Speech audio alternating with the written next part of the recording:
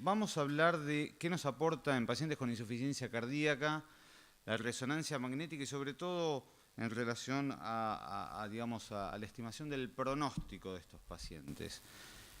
Y como todas las técnicas de imágenes se van desarrollando y cada técnica de imagen, la ecocardiografía, la tomografía, la medicina nuclear y la resonancia se han ido desarrollando. Ahora tenemos técnicas anatómicas de T1, T2 para ver edema, cine resonancia, tagging para ver el strain, T2 estrella para evaluar el hierro intramiocárdico, flujo 4D, realce tardío de gadolinio para evaluar la fibrosis, el infarto, T1 mapping, T2 mapping, flujo. O sea que es una técnica que se ha desarrollado y esto hace a la complejidad de cómo pedir una resonancia, cuándo pedirla. Pero por suerte hay dos secuencias fundamentales en la resonancia, que son las que tienen el 95% de información de la resonancia.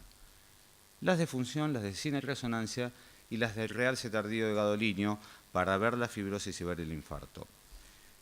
Y evaluar la infunción es muy importante. De hecho, miren, estas son las guías de insuficiencia cardíaca de la Sociedad Europea y basados en la fracción de eyección identifica 3 grupos de pacientes, los que tienen función reducida. Hacemos diagnóstico de insuficiencia cardíaca cuando no hay disfunción y síntomas. Y cuando tenemos un deterioro moderado de la fracción de eyección entre 40 y 45 o función ventricular o fracción de eyección preservada, le pedimos algo más, BNP o alguna alteración estructural o disfunción diastólica. Y para eso la resonancia, ustedes saben que para el cálculo de la fracción de eyección, tanto el ventrículo izquierdo como el ventrículo derecho es el gold estándar, es la técnica patrón y la técnica de validación de las demás técnicas como medicina nuclear, eco 3D y tomografía. O sea que para evaluar la fracción de eyección, la resonancia tiene mucha información y un gran potencial para evaluar a los pacientes. Ahora, ¿qué pasa cuando nosotros evaluamos la fracción de eyección y queremos evaluar el pronóstico de los pacientes con insuficiencia cardíaca? Este es un registro, 254 pacientes en Estados Unidos, 39.000 pacientes, pronóstico de mortalidad 5 años. Los 3 grupos de pacientes, no hay diferencias entre los grupos. La fracción de eyección no nos puede hablar del pronóstico de estos pacientes, la fracción de eyección aislada. Y cuando vemos el punto combinado de mortalidad y readmisión, tampoco hay diferencia. ¿Qué es lo que pasa? Estos pacientes tienen diferente mix de comorbilidades, pero cuando uno analiza y clasifica a los pacientes por fracción de eyección, solo no puede estimar el pronóstico de los pacientes. Y quizás acá vale la pena mirar si el gadolinio nos puede ayudar a discernir qué está pasando con esos pacientes. El gadolinio ve fibrosis, y la fibrosis es un elemento esencial de la respuesta del miocardio ante cualquier noxa. Cualquier noxa, el miocardio naturalmente responde con una fibrosis reactiva, una fibrosis reactiva o intersticial o una fibrosis de reemplazo cuando hay apoptosis. ¿Por qué es esto? Porque el miocardio o el corazón trata de preservar estructura y de esta manera función. Esta fibrosis con el tiempo lleva a la dilatación ventricular, hipertrofia, más apoptosis y termina siendo deleterio. O sea que la fibrosis, si bien es compensatoria, con el tiempo se vuelve deleteria. Y para que entendamos esto, fíjense este paciente tiene un infarto inferior, ¿lo ven? Infarto inferior, chico, pero que involucra los segmentos, toda la cara inferior, toda la cara anterior y la cara lateral está preservada, está, digamos, sin infarto, y la estructura está preservada y la función está preservada. Este paciente también tiene un infarto inferior, del mismo tamaño que el anterior, pero acá no se preservó la estructura y por lo tanto no se preserva la función. Este paciente está en insuficiencia cardíaca. O sea que es crítico, por eso está esa respuesta de la fibrosis para preservar la estructura y función, y la respuesta regenerativa del miocardio es muy pobre, por eso toda esa fuerza del stem cells es contra la naturaleza, porque la naturaleza del miocardio es fibrosar y curar, y eso termina siendo deleterio. Entonces, bueno, yo les propongo, en vez de evaluar a los pacientes por la fracción de eyección, vamos a evaluar 3 casos clínicos según la presencia o no de gadolinio. Entonces vamos a ver que este paciente que tiene deterioro de la fracción de eyección no tiene gadolinio. Acá tenemos un paciente que tiene un deterioro moderado de la función ventricular, tiene mucho gadolinio, y este paciente con función ventricular conservada tiene bastante gadolinio. Paciente con función ventricular conservada, que tenía fracción de disección de 63, tenía antecedentes de sordera, pensamos que podía tener algún antecedente de enfermedad mitocondrial de la familia, bastante gadolinio, y el paciente vuelve meses después con taquicardia ventricular sostenida y una fracción de disección deteriorada. O sea que este paciente, ese gadolinio nos estaba marcando que algo estaba pasando en él. En este otro paciente, un paciente joven, jugador de tenis, que empezó a tener fatiga, síntomas presincopales, le hacemos una resonancia, muchísimo gadolinio, mucho edema, mucho gadolinio, pensamos que puede ser una sarcoidosis, se le hace un PET, se confirma la enfermedad inflamatoria de este paciente, se confirma el diagnóstico de sarcoidosis, tratamiento con corticoides y evoluciona bien, pero tenía un pronóstico adverso y como tenía arritmia ventricular colocamos un desfibrilador, o sea que detectó el riesgo potencial de este paciente. Y nosotros tenemos otro paciente que tenía un deterioro de la función ventricular muy marcada, sin gadolinio, que con tratamiento médico óptimo mejoró a 51, mejoró su clase funcional, y esto lo vemos cuando nosotros tratamos a los pacientes, mejoran la función ventricular, y el gadolinio nos decía que no había gran fibrosis, no había gran daño estructural en este paciente, y revertió la función ventricular. O sea que esta propuesta de clasificar a los pacientes no ya de acuerdo a la fracción de disección, sino ver el gadolinio, tenemos que ver si hay una racionalidad y si hay evidencia para poder aplicar en nuestros pacientes. Bases histológicas hay. Está muy bien validado que el gadolinio se relaciona con la fibrosis en la anatomía patológica, una correlación, eso está extensamente validado y es la técnica patrón para evaluar la fibrosis de manera no invasiva. Ahora, cuando ustedes le hacen una resonancia, una miocardiopatía dilatada, gran parte, el 60-70% no va a tener gadolinio. Le van a hacer la resonancia y no tiene gadolinio. ¿Qué nos está diciendo eso? En general, las miocardiopatías dilatadas es por un daño, una alteración genética, uno de los genes más involucrados es el gen de la titina, y por lo tanto el daño es intracelular. El intersticio donde se ve el gadolinio está preservado. Con el tiempo, a medida que la enfermedad va evolucionando, ese daño intracelular se transfiere al intersticio, empieza a aparecer la fibrosis, la respuesta ante la noxa, y el paciente empieza a tener fibrosis intersticial. La fibrosis se asocia con mayor riesgo de arritmias, esto está bien validado en estudios con miocardiopatía, que cuanto más fibrosis, más arritmia ventricular, más taquicardia ventricular no sostenida en estos pacientes, y probablemente esto se deba a que hay zonas de reentrada que favorece la aparición de arritmias. En pacientes con disfunción ventricular sin síntomas, se evaluó en este trabajo de 228 pacientes si estos pacientes tenían más riesgo cuando había fibrosis de muerte y eventos cardiovasculares e insuficiencia cardíaca. Fíjense, los pacientes, casi un 27% tuvieron realce. Los pacientes que no tenían realce tenían mejor evolución que los pacientes que tenían realce. O sea que el realce se predijo una evolución adversa de estos pacientes. Lo que pasa es que este es un solo estudio, y es un estudio chico. Un metaanálisis recientemente publicado, septiembre de este año. 34 estudios, 4.500 pacientes, seguimiento 37 meses, 48% de los pacientes tenían realce tardío con gadolinio. ¿Y qué mostró este metaanálisis? Que tener gadolinio en pacientes con miocardiopatía con insuficiencia cardíaca se asocia con mayor mortalidad, odds ratio de 3.4. Que tener gadolinio se asocia con mayor riesgo de hospitalización, odds ratio de 2.6. Y tener gadolinio se asocia también con mayor riesgo de arritmia ventricular, con un odds bastante grande, 4.5. Acá están todos los odds, el odds más grande, el de arritmia ventricular.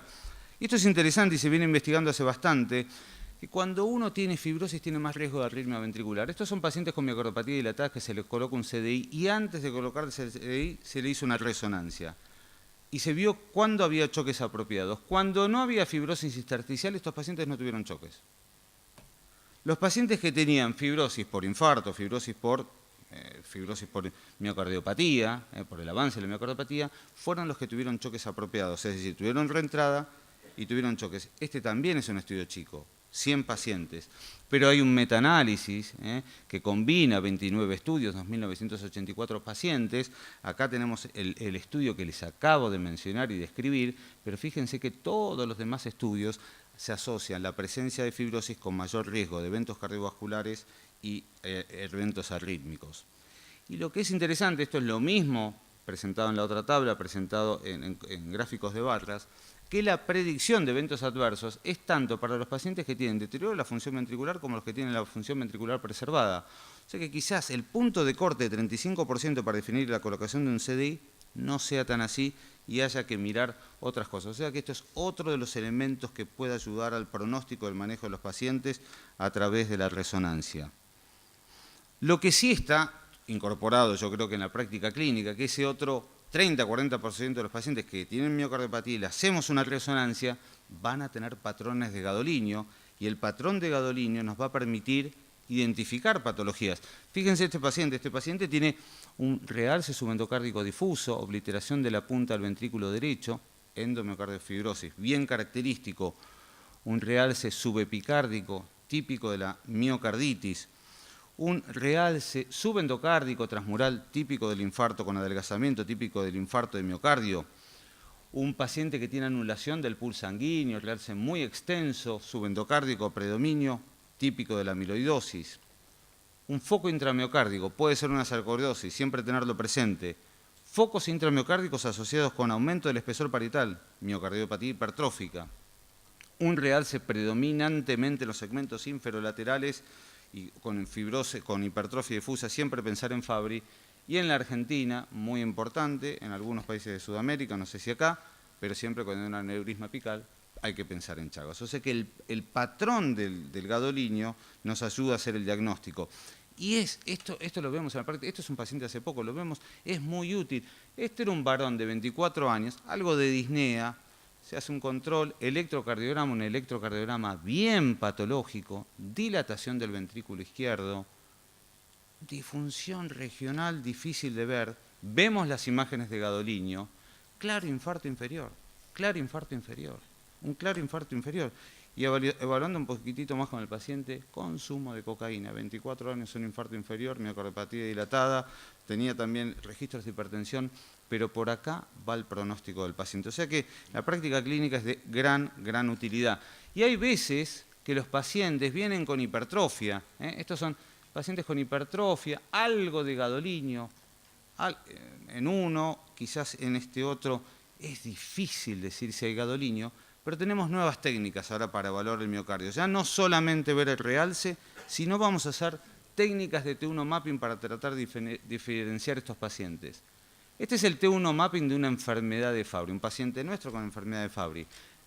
La señal del T1 mapping baja, lo normal es 950.000, baja mucho la señal. Y este es un paciente que tiene fibrosis intersticial, una señal por arriba de 1000 milisegundos. O sea que esto es muy útil, el T1 mapping, para poder detectar estos pacientes y ver qué está pasando en el intersticio. El realce gadolinio no ve el intersticio, ve la fibrosis del reemplazo, ve el intersticio a través de la fibrosis del reemplazo. Pero las técnicas de T1 mapping ve qué está pasando en el intersticio cuando hay fibrosis difusa, que esa no las ve el realce de gadolinio. La masa ventricular del 75% son miocitos y un 25% es matriz extracelular. Con estas técnicas de T1 mapping que vamos a interrogar cada uno de los voxels en diferentes tiempos, podemos estimar curvas de cada uno de los voxeles y poder definir qué está pasando en esa matriz intersticial y darle un valor de T1 mapping. Este es un estudio, pacientes con miocardiopatía no isquémico necrótica, 637 pacientes. Los pacientes que tienen T1 mapping normal, buen pronóstico, y los pacientes que tienen T1 mapping anormal, es decir, mayor fibrosis intersticial, tienen peor pronóstico en pacientes con miocardiopatía dilatada no isquémico necrótica. Esto es sin realce, son pacientes que no tienen realce. Y para ver el potencial de esta técnica, les quiero mostrar este trabajo. Este es un trabajo de reemplazo valvular aórtico, donde podemos entender más qué significa esta fibrosis intersticial. Este es un trabajo del grupo de Moon, evaluaron 177 pacientes con reemplazo valvular aórtico, le hicieron una resonancia antes y después del reemplazo. Acá ven un ejemplo de un paciente, una masa de 133 gramos, que disminuye después del reemplazo a 104 gramos, 22% de reducción de la masa. Cuando ustedes ven el miocardio, lo que estamos viendo es una combinación de células y matriz intersticial. Con el gadolinio lo que nosotros vemos es la fibrosis focal. Nos falta ver qué está pasando en la fibrosis intersticial, esa que no podemos evaluar con el realce tardío de gadolinio. Y por suerte, con las técnicas de T1 mapping podemos calcular la matriz extracelular, la matriz que no es miocito, y la podemos cuantificar. Hay diferentes escenarios. Si nosotros tenemos una relación entre miocitos y matriz intersticial, lo normal es que la matriz intersticial sea 25. Los deportistas tienen más hipertrofia de los miocitos, la matriz intersticial no aumenta, por lo tanto, el volumen extracelular baja. Esa es la respuesta normal al ejercicio. Los pacientes que tienen alguna anoxia y van haciendo fibrosis intersticial, la matriz intersticial va aumentando y eso se asocia con mal pronóstico. ¿Qué les pasó a estos pacientes que fueron al reemplazo valvular? La masa se redujo en un 19%, pero el elemento del miocardio que más se redujo fue el volumen de los miocitos. Se redujo un 22% contra un 19%. Y la matriz intersticial, la fibrosis intersticial, quedó intacta, no retrogradó. Es decir, la reducción de la masa ventricular es por la reducción de los miocitos. Y esto es muy importante, porque si nosotros demoramos la decisión de operar a un paciente y llevarlo a cirugía, sabemos que la matriz y el colágeno que desarrolla ese paciente no va a retrogradar después de la cirugía. Así que bueno, para ir concluyendo, parecería que la fracción de disección no alcanza para discriminar el riesgo de los pacientes, hay que agregarle comorbilidades para poder interpretar qué está pasando, pero la fracción de disección aislada quizás no sea el mejor elemento para poder decir qué le está pasando a nuestros pacientes. Recuerden que la fibrosis es la respuesta natural frente a cualquier noxa, y eso, que es compensatorio en un inicio, va a llevar a la progresión y al pronóstico adverso de los pacientes. El gadolinio detecta la fibrosis y es crítica para el diagnóstico, eso ya lo tenemos incorporado en la práctica clínica. Los patrones de gadolinio es muy útil para el diagnóstico y eso ya lo hemos incorporado. Quizás lo que tenemos que incorporar es el valor pronóstico de este gadolinio. ¿Por qué? Porque el gadolinio se asocia a muerte súbita, taquicardia ventricular, mayor insuficiencia cardíaca, y esto puede ser útil en la selección de pacientes para CDI. Y creo que las técnicas de T1 mapping van a tener no solamente implicancias en el diagnóstico y en el pronóstico, como vimos algunos ejemplos, sino para entender más la fisiopatología de nuestros pacientes. Muchas gracias.